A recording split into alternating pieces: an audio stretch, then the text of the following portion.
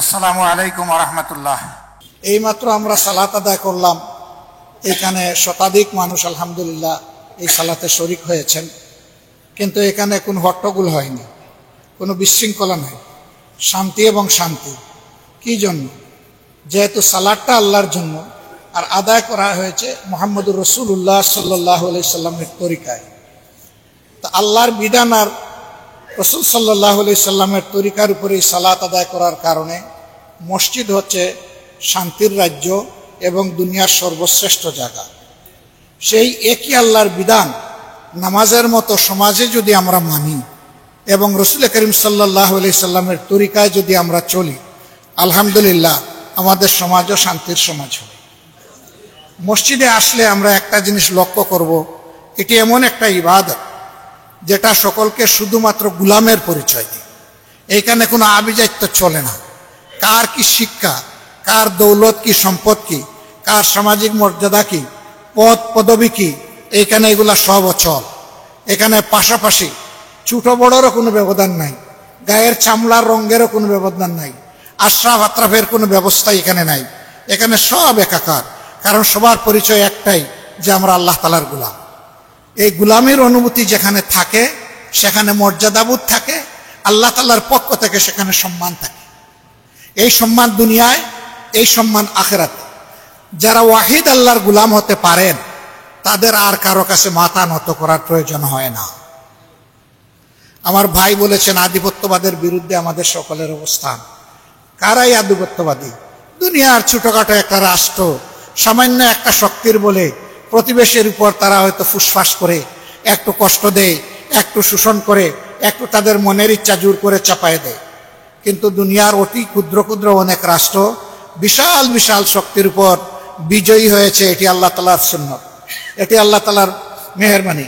কাম মিন ফিয়াতিন কালিলাতিন গালাবাত ফিয়াতান কাসীরাতান বিইজনিল্লাহ। কত ছোট্ট ছোট্ট দলকে আমি বিশাল বিশাল বাহিনীর উপর বিজয় দিয়েছি বিইজনিল্লাহ, আল্লাহ তাআলার সাহায্যের কারণে। আল্লাহু আকবার। তো যে বান্দাদের অন্তরে আল্লাহ ওয়াহিদ আল্লাহর জাত এবং সিফাতের আসন মজবুত থাকে, যারা সব ধরনের শিরক এবং বেদাত থেকে নিজেদের মন মগজকে মুক্ত রাখেন, তারা দুনিয়ার কারো কাছে আল্লাহ ছাড়া মাথা নত করেন না। তারা নামাজে দাঁড়িয়ে রুকুতে যান, তারা সেজদায় লুটিয়ে পড়েন, এটাই তাদের মাথা নত করার একমাত্র জায়গা। এর বাইরে কোথাও তারা মাথা নত করতে জানেনই না। 18 কোটি মানুষ, দুনিয়ার মাত্র 12-13টা দেশে আছে এই সংখ্যা। এর চেয়ে কিছু বেশি আছে কোনো কোনো দেশে, কিন্তু বাকি সমস্ত দেশগুলো এর চেয়ে অনেক কম। ছোট্ট দেশ, বিপুল সংখ্যক মানুষ। এটি কোনো অভিশাপ নয়, এটা আল্লাহ তাআলার দান, এটা আল্লাহ তাআলার নিয়ামত।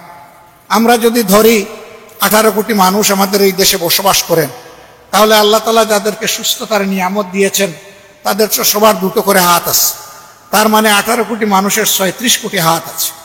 সেই হাতগুলা শুধু মুনাজাতে আল্লাহর কাছে যদি বিনয়ী হয়, আর যদি সেই হাতগুলো আত্মপ্রত্যয়ে শক্ত এবং মজবুত হয়, তাহলে এই জাতিকে দুনিয়ার সমস্ত জাতি সমূহ সম্মান করতে বাধ্য হবে ইনশাআল্লাহ। এর জন্য ঐক্যের আমাদের একটা জায়গা থাকতে হবে। আমরা যদি ঐক্যবদ্ধ থাকি তাহলে আলহামদুলিল্লাহ এই জাতিকে কেউ দুর্বল বাবার দুঃসাহস দেখাবে না। হযরতে জিয়াদ রাদিয়াল্লাহু তাআলা আনহু যখন স্পেনের মাটিতে পা রেখেছিলেন অল্প সংখ্যক সৈন্য নিয়ে, ইতিহাসে এই সংখ্যা নিয়ে কিছু বিতর্ক আছে, কিন্তু 5000-এর উপরে পাওয়া যায় না। এই পরিমাণ সৈন্য নিয়ে বিশাল এক সাম্রাজ্য দখল করতে গেছে, মানুষকে মুক্ত করতে গেছেন মানুষের গোলামি থেকে, এক আল্লাহর গোলাম বানানোর জন্য। তিনি দরিয়া পাড়ি দিয়েই বললেন সমস্ত কিস্তি পোড়ায় দাও। সঙ্গে সৈনিকরা বললেন, মাননীয় সেনাপতি, যুদ্ধে তো জয় পরাজয় বলে একটা কথা আছে, বিজয় হলে তো সমস্যা নেই, কিন্তু পরাজয়ের চাপ যদি আমাদের উপরে আসে তাহলে কিস্তি পোড়ালে আমাদের এখান থেকে যাওয়ার পথ কি থাকবে? তিনি বললেন, তোমাদের এই কথাই প্রমাণ করে এটি হচ্ছে মুনাফিকের চিহ্ন, এটাকে আমি নিশ্চিহ্ন করে দিতে চাই। এক আল্লাহর উপর ভরসা রাখতে চাই, ওই কিস্তির উপর আমার ভরসা নাই। আলহামদুলিল্লাহ রানী ইসাবেলার 2,00,000 পরাজিত করে মুসলমানরা 650 বছর ইউরোপ শাসন করেছে। ইউরোপকে সভ্যতা শিখিয়েছে, মানুষ হতে শিখিয়েছে। শেষ পর্যন্ত এই শাসকেরা যুগের পর যুগ, একটা প্রজন্মের পর আরেকটা প্রজন্ম যখন আল্লাহকে আস্তে আস্তে ভুলে যেতে থাকলো, ভোগ বিলাসে লিপ্ত হলো, আল্লাহ তারা তাদের ঘাড়ের উপর লানত চাপাই দিলেন। এবং শেষ পর্যন্ত হেরেমের লোকগুলা, গ্রানাডার রাজপ্রাসাদের লোকগুলা সামনের দিকে গুলি খেয়ে মরতে পারল না, পালিয়ে গিয়ে সমুদ্রে ডুবে মরল। কেন? আল্লাহর উপর তাদের কোনো তাওয়াক্কুল ছিল না। এই কারণে আল্লাহর ভয়ে তাদের কল্প সিক্ত এবং পরিপূর্ণ ছিল না। এই কারণে রমজান আসতেছে ইনশাআল্লাহ। আমরা শাবান মাস থেকে মাবুদের দরবারে দোয়া করছি, আল্লাহুম্মা বারিক লানা ফি রজব ওয়া শাবান ওয়া বাল্লিগনা রমাদান। হে রব্বুল আলামিন, রজব আর শাবানের বারাকা, ফজিলত, নিয়ামত তুমি আমাদেরকে বেশি বেশি দান করো, আর রমজান পর্যন্ত আমাদেরকে মেহেরবানি করে হায়াত দাও। কেন রমজানের এই বিশেষ দোয়া? রমজানের ব্যাপারে বারাকার দোয়া হলো না, দোয়া হলো হায়াত ওইটুকু দিয়ে দাও আল্লাহ। রাসূল করিম সাল্লাল্লাহু আলাইহি সাল্লাম একদিন মিম্বরে উঠার সময় 3 বার বললেন আমিন, আমিন, আমিন। উপস্থিত সাহাবারা বিস্মিত হয়ে গেলেন। কতবার তিনি খুতবা দিয়েছেন, খুতবা শুরু হওয়ার আগে কিছু বললেন না, বলার আগে আমিন আমিন বলতেছেন। কি জিনিসে আমিন বললেন? তিনি হয় তিনি জিজ্ঞেস করেছেন অথবা তারা তাকে জিজ্ঞেস করেছেন। আল্লাহ রাসূল বললেন, ওই লোক ধ্বংস হোক। জিবরিল এসে আমাকে বললেন যে মুহাম্মদের নাম শোনার পরে তার উপরে দুরূদ পেশ করে না সাল্লাল্লাহু আলাইহি ওয়াসাল্লাম। ওই লোক ধ্বংস হোক যে মা বাপের মতো নিয়ামত 2 জন অথবা কমপক্ষে 1 জন জীবনে পাইল, আর তাদেরকে মন ভরে খেদমত করে তার জান্নাত কামাই করতে পারল না, সে ধ্বংস হোক। আমি বললাম আমিন। আবার জিবরিল আলাইহিস সালাম বললেন, ওই লোক ধ্বংস হোক যে রমজান মাস পাইল কিন্তু গুনার বোঝা পুড়াইয়া ছাই বানাইতে পারল না। আমি বললাম আমিন। এই রমজান আসছে, গুনার বোঝা পুড়াইয়া ছাই করাচ্ছে। এখানে অনেক ব্যবসায়ী বন্ধুরা আছেন, আমি আমার ভাইদের কাছে বিনয়ের সাথে অনুরোধ করব, যতটুকু পারেন এই সময়টা ব্যবসায় একটু কম আয় উপার্জন করে মানুষকে একটু কমফোর্ট দেবেন। তাহলে আল্লাহ তাআলা জান্নাতের যে বিশেষ দরওয়াজাটা মুমিন মুসলমান যারা রোজাদার তাদের জন্য ওপেন করে দিবেন, রাইয়ান দরজা, হয়তো আল্লাহ তাআলা আপনার জন্য এই দরজাকে আরো বেশি প্রশস্ত করেন। কিন্তু এই সময় যদি কেউ অতিরিক্ত লাভের লোভে পড়ে কোনো একজন রোজাদারকেও কষ্ট দেন, তাহলে এটা ইনসাফ হবে না। আমি জানি না আল্লাহ তাআলা তার সাথে কি আচরণ করবেন। আমি অনুরোধ করব যে মেহেরবানি করে মানুষের সাথে রহম এবং করমশীল আচরণ আপনারা ব্যবসায়ীরা এই সময়টা করবেন। আমরা দোয়া করি আল্লাহ তাআলা আপনাদের এই ব্যবসায় অফুরন্ত বারাকা দান। আল্লাহ চাইলে অল্প জিনিসে অনেক বারাকা দিতে পারেন, আবার বিশাল ধনভাণ্ডার আপনার উপরে বোঝা হয়ে লানতের কারণ হয়ে আপনাকে অপদস্থ করতে পারে।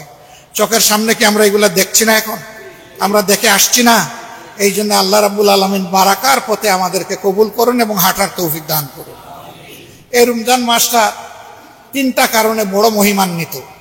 একটা কারণ হলো আল্লাহ তাআলার পক্ষ থেকে মানব জাতির জন্য সর্বশ্রেষ্ঠ বিধান আল কোরআন এই মাসে নাজিল হয়েছে। আউযু বিল্লাহি মিনাশ শাইতানির রাজিম। শাহরু রমাদানাল্লাযী উনজিলা ফীহিল কুরআন হুদাল লিন-নাস বাইয়িনাতিন মিনাল হুদা ওয়াল ফুরকান। রমজান মাস, এই মাসে আল্লাহ কোরআন নাজিল করেছেন। এটি মানব জাতির জন্য হেদায়েত। মুমিন মুসলমান বলা হয়নি, সমস্ত মানুষের জন্য হেদায়েত। এবং এটি সত্য মিথ্যার পার্থক্য সৃষ্টিকারী। এইটা সত্য, এটা মিথ্যা, এটা কালো, এটা সাদা, এটা ন্যায়, এটা অন্যায়, এটা সওয়াবের কাজ, এটা লানত বা আযাবের কাজ। এটা একদম সাফ সাফা পৃথক করে দেবে এই কোরআন। আল্লাহ তাআলা এই মাসে কোরআনের নিয়ামত, আসমানের নিচে জমিনের উপরে সর্বশ্রেষ্ঠ নিয়ামত নাজিল করেছেন এই মাসে। আল্লাহু আকবার।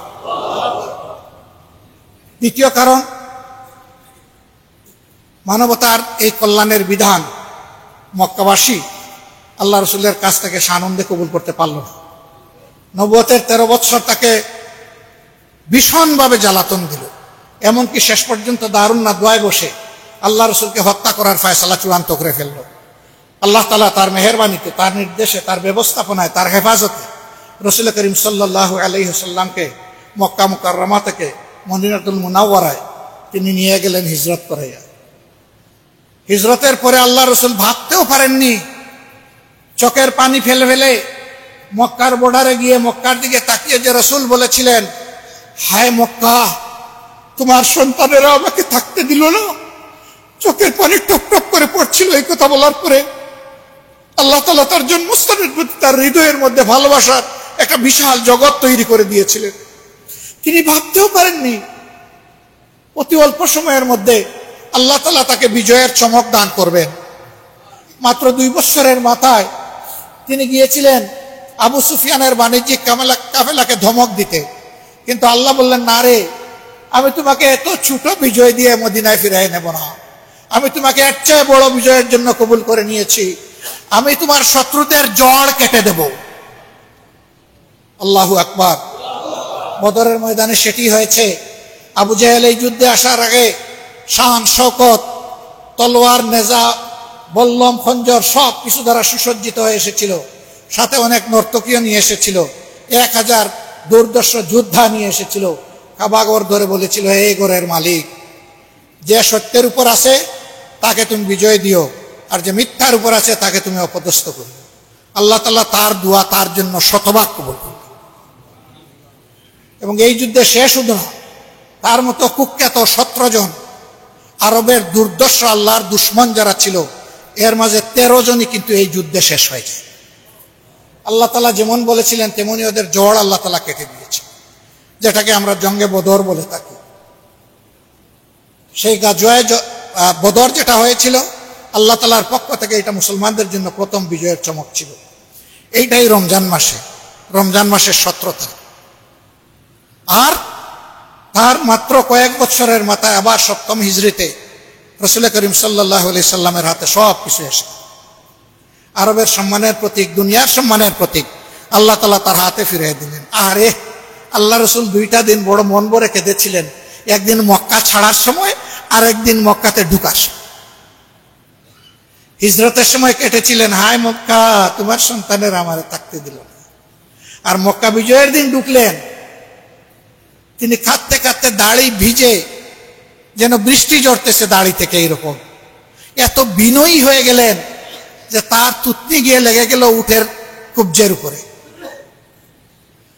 যখন তিনি হেরেমে হাজির, তিনি মক্কার মুশরিকদেরকে জিজ্ঞেস করলেন, তোমরা আজকে কি চাও আমার কাছে? বিচক্ষণ নেতা আবু সুফিয়ান বললেন, আপনি আমাদের সম্মানিত ভাই, সম্মানিত ভাতিজা, আর কিছুই বললেন না। আল্লাহ রসুল কিছু সময় চুপ গেলেন, আসমানের দিকে তাকালেন, আল্লাহর ইশারার অপেক্ষা করলেন। তারপরেই তার মুখের মধ্যে জান্নাতের একটা মিষ্টি হাসি ফুটে উঠল। তিনি বললেন, হে মক্কাবাসী, তোমরা আল্লাহ তাআলার পক্ষ থেকে সুসংবাদ কবুল করো।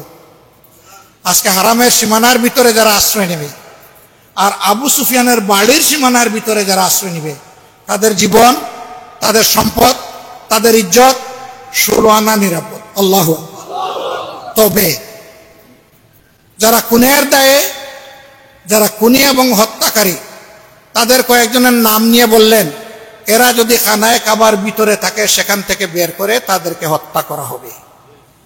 কারণ খুনের একমাত্র শাস্তি হচ্ছে খুনিকে হত্যা করা, এর বাইরে কোনো শাস্তি নেই। হ্যাঁ, যদি যে খুন হয়েছে তার আপনজন যদি তাকে মাফ করে দেয় সেটা ভিন্ন কথা, কিন্তু মাফ করতে কাউকে বাধ্য করা যাবে না। সে যদি স্বেচ্ছায় করে তাহলে অন্য কথা, আদারওয়াইজ খুনের বদলা খুন। কিন্তু না, যাদের নাম নিয়েছিলেন তাদের সবাইকে খুন করতে হয়নি। অনেকে পালিয়ে গেল জানের ভয়ে, যে আমরা যে অপকর্ম করেছি হাতের কাছে ধরা পড়লে আমাদের আর রক্ষা নাই। এরকম একজন ছিলেন আবু জাহেলের ছেলে ইকরামা ইবনে আবু জাহেল। তিনি ইয়েমেনে পালিয়ে গিয়েছিলেন। তার স্ত্রী এসে ঈমান কবুল করলেন, বললেন, হে আল্লাহ রসুল, শ্বশুর মারা গেছেন বদর যুদ্ধে, স্বামী পালিয়ে গেছে এমনে, আমি তো একজন নারী, এই অবুঝ বাচ্চাগুলো নিয়ে আমি আমার অভিভাবকত্বের জন্য আপনার কাছে একটু আরজ করতে আসছি। তিনি বললেন, বলো, তুমি মায়ের জাত, তোমার আরজ আমি শুনবো। বললেন যে আমার স্বামী তার অপকর্মের ভয়ে সে ইয়েমেনে পালিয়ে গেছে, আমি তার জন্য আপনার কাছে নিরাপত্তা এবং ক্ষমা চাচ্ছি। আল্লাহ রসুল কিছু সময়, রসুল মাকবুল সাল্লাল্লাহু আলাইহি সাল্লাম নীরব থেকে বললেন, তাকে নিরাপত্তা দেওয়া হলো। তিনি ফিরে আসলেন, ফিরে এসে ঈমান কবুল করলেন। তারপরে আলহামদুলিল্লাহ দ্বীনি তালিম নিলেন। তিনি তালিমের উস্তাদ নিয়োগ হলেন, কাতেবে ওহী হলেন, হাদিসের বিশিষ্ট রাবি হলেন। যুদ্ধে অংশগ্রহণ করলেন সৈনিক হিসাবে, শেষ যুদ্ধে তিনি অংশগ্রহণ করলেন সেনাপতি হিসাবে, তার হাতে যুদ্ধের পতাকা। এই অবস্থায় যুদ্ধ করতে করতে তিনি শহীদ হয়ে গেলেন। আল্লাহ তাআলা কারে কিভাবে ঈমানের জন্য, হেদায়েতের জন্য কবুল করবেন ভাই আমরা কেউ জানি না। এই জন্য আমি আমার সম্মানিত ভাইদেরকে, বন্ধুদেরকে অনুরোধ করব, মেহেরবানি করে কোনো মানুষের আখিরাত ধ্বংসের কোনো দোয়া করবেন না। পারলে তারে ক্ষমা করে দেবেন, না হলে আল্লাহর হাওয়ালা করবেন। আপনি যদি সবর করেন, আল্লাহ তাআলা আপনার সাথে আছেন, আল্লাহ আপনাকে তার উত্তম জাযা দেবেন ইনশাআল্লাহ। আমরা এই বাংলাদেশকে একটা অহিংস মানবিক বাংলাদেশ হিসাবে দেখতে চাই। আর এর জন্য আল্লাহর কসম, মাবুদের জাতের কসম, কোরআনের আইন ছাড়া এটা কোনোভাবেই সম্ভব নয়। এ কোরআনের আইনের জন্য যারাই চেষ্টা করবে তারা বড় সৌভাগ্যবান। যে সমস্ত দল এই চেষ্টা করছেন, আপনাদের কাছে আমি দোয়া চাই, আপনারা দোয়া করেন এই মানুষগুলোর কল্ব যেন আল্লাহ জুড়া দিয়ে দেন, তাদের জন্য মধ্যে যেন আল্লাহ উলফত, মহব্বত, উখওয়াত পয়দা করে দেন। শুধু আল্লাহর জন্য, শুধু আল্লাহর কোরআনের জন্য, শুধু মুহাম্মদ রাসূলুল্লাহ সাল্লাল্লাহু আলাইহি ওয়াসাল্লামের ইত্তেবার জন্য, শুধু সাহাবায়ে কেরাম রিদওয়ানুল্লাহি তাআলা আলাইহিম আজমাইনের পথ ধরে সামনে চলার জন্য। আপনারা কি মেহেরবানি করে এই দোয়াটা করবেন? আপনারা দোয়া করুন। আমি এবং আমার মতো যারা এদেশের মানুষের বিষয় আশয় নিয়ে আমরা কথা বলি, কাজ করি, আল্লাহ যেন আমাদের অন্তরে তার প্রচন্ড ভয় এবং আল্লাহ তাআলা আমাদেরকে পরিপূর্ণ দেশপ্রেম দান করেন।